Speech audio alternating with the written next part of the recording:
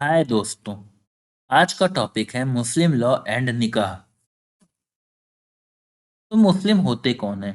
मुस्लिम दो तरीके से हो सकते हैं। पहला बर्थ से और दूसरा कन्वर्जन से।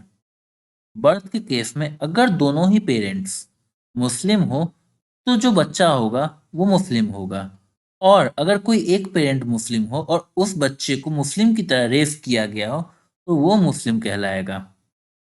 कन्वर्जन के केस में अगर कोई पर्सन इस्लाम धर्म में खुद को कन्वर्ट करवा ले तो वो मुस्लिम कहलाएगा।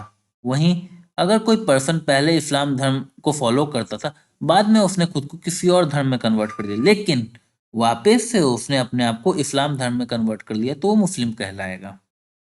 मुस्लिम के दो प्रकार हैं, पहला शिया और दूसरा सुन्नी। शिया जो हैं वो भारत में बहुत कम संख्या में हैं। ये चाहते थे मोहम्मद के जो कजिन और सन इन लॉ अली थे उनको अपना लीडर बनाए। वहीं सुन्नी जो थे वो ज़्यादा संख्या में है इंडिया में, और ये फोकस करते हैं वो मोहम्मद के कंपेनियन पे उस टाइम के। और ये चाहते थे कि जो मोस्ट कैपेबल कंपेनियन था वो उनका लीडर बने मोहम्मद के डेथ के बाद। और उन्होंने उनके एडवाइजर और क्लोज फ्रेंड अबू बकर को अपना लीडर चुना। अब शिया और सुन्नी के बीच में सिमिलैरिटीज की बात करें तो शिया और सुन्नी जो हैं वो दोनों कुरान पढ़ते हैं। दोनों जो हैं वो प्रॉफेट मोहम्मद को अल्लाह का मैसेंजर मानते हैं। और दोनों शिया और सुन्नी जो हैं वो इस्लाम के टेनेट्स को फॉलो करते हैं। पहला रोज प्रेयर करना, दूसरा रमजान के महीने में फास्ट करना, तीसरा गरीबों को चैरिटी करना, चौथा अपने फेथ के प्रति वफादार रहना, और पांचवा इस्लाम का जो वो एनुअल पिलग्रिमेज होता है हज, वहाँ जाना। अब आते हैं मुस्लिम मैरिजेस के प्रकार में। तो ये चार प्रकार के होते हैं। पहला है शाही मैरिज। ये एक वैलिड फॉर्म होता है मैरिज का शरीयत कानून के अंतर्गत, और इससे जो बच्चे पैदा होते हैं वो लेजिटिमेट होते हैं। और ये हस्बैंड का ऑब्लिगेशन होता है कि वो अपनी वाइफ को मेहर पे करे। और वाइफ जो है वो मेंटेनेंस के लिए एंटाइटल्ड होती है अपने हस्बैंड से। और जो हस्बैंड है उसका ये राइट होता है कि वो अपने वाइफ के मूवमेंट्स को प्रोहिबिट कर सके। दूसरा है फासिद मैरिज। ये एक इरेगुलर मैरिज है जहाँ जो पार्टीज हैं वो अपने वो प्री रिक्वाइर्ड नॉर्म्स को फुलफिल करने में फेल हो जाती हैं। जैसे कि मैरिजेज में विटनेस ना हो या पांचवी वाइफ हो इत्यादि। तीसरा है मुत्ता मैरिज, मतलब टेम्पररी मैरिज। ये एक कॉन्ट्रैक्ट के रूप में करा जाता है एक टेम्पररी पीरियड के लिए। ये केवल शिया लॉ में ही लेजिटिमेट माना जाता है। और सुन्नीस इसको डिस्प्रूव करते हैं। चौथा है बातिल मैरिज। ये जो मैरिज है ये कंप्लीटली अनलॉफुल है मुस्लिम लॉ के अंतर्गत, क्योंकि ये जो मैरिज है ये फोर्स्ड कंसेंट किसी वुमेन के या कोई और प्रोहिबिटेड ग्राउंड पर कराया गया होता है। और जो इस मैरिज से बच्चे होते हैं वो इलेजिटिमेट कहलाते हैं। अब आते हैं निकाह के एसेंशियल्स पे। तो पहला है इजब ओ कबूल। इजब जो है वो एक ऑफर है जो हस्बैंड के द्वारा दिया जाता है। वहीं कबूल जो है ये एक्सेप्टेंस है जो वाइफ के द्वारा दिया जाता है। जब इजब और कबूल दोनों हो जाते हैं तो उसको अब्द कहा जाता है, जो जिसका मतलब होता है कॉन्ट्रैक्ट। ये एक निकाह का सेंट्रल फीचर है। इस इजब और कबूल का ये एक एसेंशियल कंडीशन है कि ये सिंगल सिटिंग में होना चाहिए। और पार्टीज जो है वो फिजिकली प्रेजेंट होने चाहिए। ऐसा नेसेसरी नहीं है शिया लॉ के अंतर्गत। और टेलीफोनिक और इंटरनेट निकाह भी परमिसिबल है। वहीं सुन्नी लॉ में ऑफर और एक्सेप्टेंस जो है वो एक सेम ट्रांजैक्शन का पार्ट होना चाहिए। दूसरा है मेहर। ये एक इम्पोर्टेंट लीगल राइट है मुस्लिम वाइफ का। और एक निकाह बिना मेहर के कंप्लीट नहीं होता है। ये एक प्रॉमिस होता है जो हस्बैंड करता है अपनी वाइफ को पे करने के लिए जब वो डाइवोर्स ले या फिर उसकी मृत्यु हो जाए। और मेहर जो है एक रिस्पेक्ट के रूप में देखा जाता है वाइफ के लिए। ये एक फिक्स्ड सम ऑफ मनी होता है, या फिर ज्वेलरी हो सकती है, या ड्रेसेस हो सकती है, प्रॉपर्टी हो सकती है, शेयर हो सकते हैं इत्यादि। तीसरा है विटनेसेस।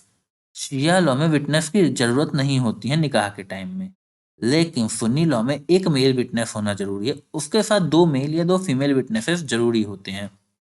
विटनेस जो हैं वो मुस्लिम होने चाहिए, साउंड माइंड के होने चाहिए, और बुलुग होने चाहिए। बुलुग मतलब प्यूबर्टी अटेन कर दी हो। चौथा है रिलीजियस सेरेमनीज। मुस्लिम लॉ में रिलीजियस सेरेमनीज नहीं दी गई हैं निकाह के लिए, इसीलिए इसको एक कॉन्ट्रैक्ट माना जाता है। वहीं हिंदू लॉ में सेरेमनीज प्रेस्क्राइब की गई हैं, इसीलिए उसको सैक्रामेंट भी कहते हैं। बट एक निकाह में एक काफी प्रेजेंट होता है जो कलमा पढ़ता है कुरान से निकाह के वक्त। पांचवा है शादी के लिए उम्र। इसमें तीन केसेस आते हैं मुस्लिम लॉ के अंतर्गत। पहला है 7 साल से कम की उम्र में। इस केस में ना ही बच्चा खुद ना ही पेरेंट्स उसकी शादी करा सकते हैं। दूसरा है 7 से 15 साल के एज के बीच में। इस केस में चाइल्ड द्वारा मैरिज अलाउड नहीं होता है, लेकिन पेरेंट मैरिज फिक्स करवा सकते हैं शादी के आफ्टर एज ऑफ 7। लेकिन इस केस में जब चाइल्ड 15 की एज पा लेता है, मतलब प्यूबर्टी पहुंच जाती है उसकी, तो उसके पास ये ऑप्शन आ जाता है कि वो मैरिज को अवॉइड कर सके, जो कि उनके पेरेंट्स द्वारा कॉन्ट्रैक्ट के तौर पे करा गया था। और ये दोनों मेल और फीमेल को प्रोवाइड करा जाता है। तीसरा है जब 15 साल या उसके बाद। तो जब बच्चा 15 साल या उसको पार कर जाता है, तो वो मैरिज कर सकते हैं अपने हिसाब से।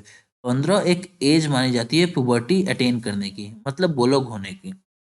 और इस एज में ये माना जाता है इस्लाम के अंदर कि वो कैपेबल है प्रोक्रिएशन के लिए। छठा है निकाह नॉट अंडर प्रोहिबिटेड डिग्री। तो प्रोहिबिटेड डिग्री सेम है मुस्लिम लॉ में जो कि हिंदू लॉ में होती थी, सिवाय एक जगह के कि कजिन्स जो है वो प्रोहिबिटेड डिग्री में नहीं आते हैं। मुस्लिम लॉ एक फॉस्टरेज है जिसको भी प्रोहिबिटेड डिग्री में डालता है। फॉस्टरेज मतलब कोई रिलेशनशिप थ्रू मिल्क। इसका मतलब है अगर कोई चाइल्ड 2 साल से कम हो और उसको किसी वुमेन द्वारा ब्रेस्ट फेड किया जाए, तो वो उसकी फॉस्टर मदर बन जाती है उस चाइल्ड की। और वो जो मुस्लिम मेल है वो अपने, या फीमेल है वो अपने फॉस्टर मदर से, फॉस्टर सिस्टर से या फॉस्टर ब्रदर से या इत्यादि से शादी नहीं कर सकता। सातवां है इंटर रिलीजियस मैरिज। शिया मुस्लिम्स और सुन्नी फीमेल्स केवल मुस्लिम से ही शादी कर सकती है, लेकिन जो सुन्नी मेल हैं वो इंटर रिलीजियस मैरिजेस कर सकते हैं। सुन्नी मेल्स के इंटर रिलीजियस मैरिज में भी दो कैटेगरीज होती है। पहला किताबिया, इनमें मुस्लिम, ज्यूस, क्रिश्चियन होते हैं, और ये वो हैं जिनके रिलीजन का बेसिस एक हॉली बुक में दिया होता है। वहीं दूसरा होता है नॉन किताबिया।